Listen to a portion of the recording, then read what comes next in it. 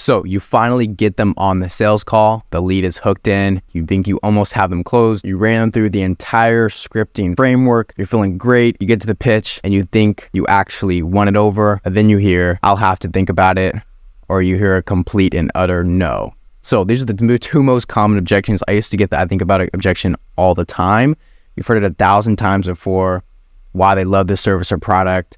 Why they just can't get over how good it is. And then they have to think about it. That doesn't make any sense. It's contradictory. So in this video, I'm going to be talking to you guys about where this objection comes from and how I handled it myself. Because I used to get this all the time. Then I realized that it could be solved by simply doing less effort before the call. A lot of people try to sell during the call, but most of the selling is done before you even get on that Zoom call. So really quickly here, the main point to provide as much value as possible in this video is to explain exactly how this works. Simply, it's just a trust objection. It comes down to a lot of respect. The respect for you, the respect for the offer, how valuable they think you are, and how qualified they think you are to actually show them, and how not sketchy you look, basically. So what I figured out is that when you have a trust objection, it lies in the fact that they don't think you're a bad person. They just don't think it might work for them, or they don't think that your deliverability is the best possible solution to their problem. So essentially what this means is you didn't do a good job warming them up before they even hopped on the Zoom call, before they even put in that password to log into Zoom to join the waiting room. You didn't do a good enough job showcasing your product, showcasing your service, showcasing who you are, warming up your audience. This is exactly why right now in 2024, the social funnel is extremely important. And a lot of these coaches and consultants are babbling, talking about how you have to post content on YouTube to fill up the 7-hour rule so your prospects can now trust you. Blah, blah, blah, etc., etc., etc. It's essentially just a trust objection. So you simply fix this by nurturing your leads better. Well, how do you nurture leads better? It's pretty basic information. It's been around for decades now, but you simply do this by making a VSL, of course, and having some pre-call sequences. So this is where a lot of people go wrong. A lot of people will simply just send your prospects to a 3 or 4 minute VSL. Maybe it's a 30-minute VSL, and they think it'll sell the entire package upfront. No objections, and your VSL handled everything. That's simply not true. Your prospects will still have questions. You will still get the regular objections, and the sales calls will not go as fluidly as you think they will. In today's day and age, the level of trust is extremely low. Go through your Instagram DMs and look at the amount of agencies that are pitching you. Go into your LinkedIn DMs and look at the amount of business owners that are pitching you.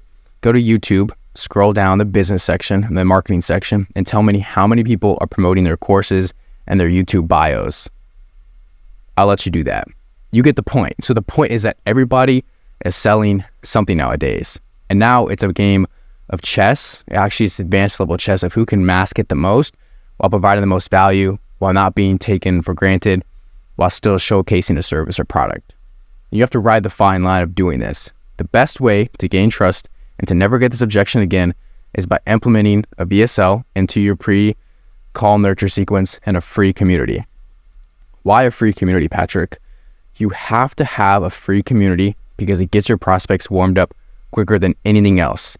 You have a rented audience on Instagram, on YouTube. You guys that are watching this video will probably pass by me and never see me again. But if you join my free community, if I spend more time with you, if you hop on the free, weekly coaching calls, you'll be more inclined to talk to me one-on-one. You'll be more inclined to hear more about what I have to offer and about how I book businesses 10 to 30 qualified appointments every single month in less than 30 days from the get-go. And so understanding that you have to add in the extra step of a free community is extremely important. So a free community is great because you get to nurture your leads in a different way. It's a lot more personable. People can collaborate with others in the community, but nevertheless, you are the leader of it. Now, when you make a free community, it might be overwhelming from the jump. How do I get people in there? How do I do this? How do I lead a free community? It's really not that serious. It's your own free community. It's however you want to make it. How much ever effort you want to put in will be reflected on the back end. And so essentially, if you have a great community, it's going to be amazing. Your clients and your prospects will know that. But if your community is dead, if nobody talks in there, if you never post, if you just kind of neglect it, if you don't keep up with the weekly coaching calls, it's going to be gone. So the reason why I teach the system of building a free community into your business is because it speeds up the 7-hour rule of watching your content for 7 hours, then getting know, like, and trust by you the most to buy a $5,000-$10,000 package, or $3K a month retainer fee if you're, if you're running that. So the reason why you have to build a free community is because you also own that lead as well. If you still provide that lead with valuable content, even for free, if they don't get your service or product, if they don't want to go down that avenue just yet, you still nurture them for free. And then guess what? I've seen it time and time again, 2 months down the line, 4 months down the line, 6 months down the line, they come back to you, they want to hear more about your offer, and then they're sold in a day or two. It's so simple. And most people this is where the market I see is shifting, because it's extremely low trust. Everybody's pitching, everybody's doing cold DMs, everybody's doing cold calls, but nobody's taking it a step further, spending a little bit more time with their leads, pushing them into a free community where they're providing value, knowledge, experience, and all the game. Then of them using those leads in a free community to actually upsell or just even position themselves in front of the product. So this is exactly why you're probably getting a lot of no's. You're probably getting people hesitant. And you think about it, it's because the trust factor isn't fully there. I just showed you exactly how to fix the trust factor.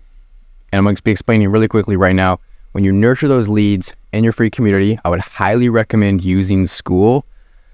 Highly recommend, because you can integrate the members easier. You can auto DM them as they come in. That way you don't have to be in front of your computer. There's so many different things you can do with School. I'm not even going to put my affiliate link below. Don't even think about it. I'm not trying to pitch you on anything. I'm just simply saying I've been using School for the past 3 or 4 months. Absolutely no regrets for me. I absolutely love it. You can block off courses. You don't even have to post courses. You can host weekly coaching calls, and they're published on the top of the page. It's really cool. I love using School. But you really need to implement a free community if you really want your clients saying yes, yes, yes immediately on the calls, because they already know you, they already like you, they already trust you. I have so many guys in my free community that literally are like just solid. They're solid guys. Then I cannot tell you the amount of times that they've been in the community for a month, 2 months. I've let the bucket of goodwill fill up, and they come to me saying, look, I want to actually go through with this. I'm going to go through, dude. Let's go. Let's do it. It's the law of reciprocity. If you simply give without asking, you will be given without asking. So if somebody in the community, if they join the community, I'm not going to say, hey, let's do this and do this, and let's sign a deal right now. That's just being salesy. You're being too pushy. If you give them game up front, give them help, you guide them, solve a problem, another problem comes up, they're going to go back to you. I think guess what? That's when you can talk about, well, hey, I have this service. You might be interested in this. Be really beneficial because your problem is X, Y, Z. Let me know if you want to hop on a call. We can talk a little bit more about it. Yes, let's do it.